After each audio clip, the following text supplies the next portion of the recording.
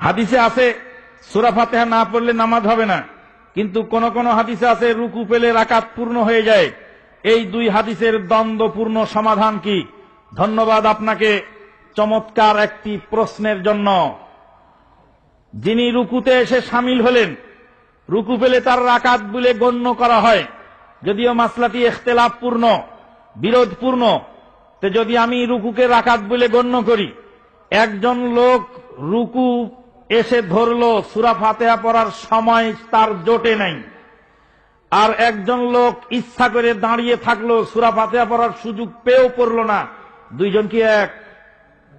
সহিহ মুসলিমে হাদিস আসছে, আল্লাহর নবী বলছেন, মান আদরাকা রাকাতাম মিনাল ফাজরে কাবলা আন তাতলুয়া শামস ফাকাদ আদরাকাল ফাজর।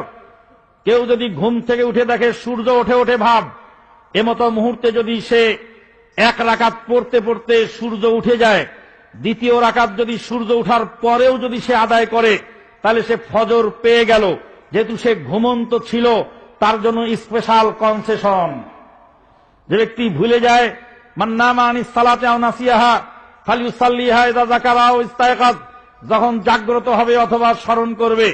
ঘুমন্ত ব্যক্তি ঘুম থেকে যখন উঠবে তখন সে সালাত আদায় করবে, তখনই তার টাইম, যদিও বেলা ওঠে ভাব। মসজিদে লালবাতি জ্বালানোর অধিকার কারো নেই। লালবাতি যারা জ্বালাবে তাদের কবরে লালবাতি জ্বলবে ইনশাআল্লাহ। কারণ কোন ব্যক্তি যদি ঘুম থেকে ওঠে, তাহলে সে যখনই উঠবে তখনই তার টাইম। মুসলিম শরীফের হাদিস দ্বারা পাওয়া গেল।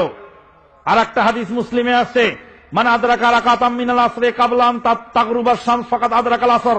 যে ব্যক্তি আসরের এক রাকাত পড়তে পড়তে বেলা ডুবে গেল, বাকি 3 রাকাত পড়লো বেলা ডুবার পরে, আল্লাহ নবী সাল্লাল্লাহু আলাইহি ওয়াসাল্লাম বলেন সে আসর পেয়ে গেল। কেননা সে ভুলে গেছিল, তার মনে নাই।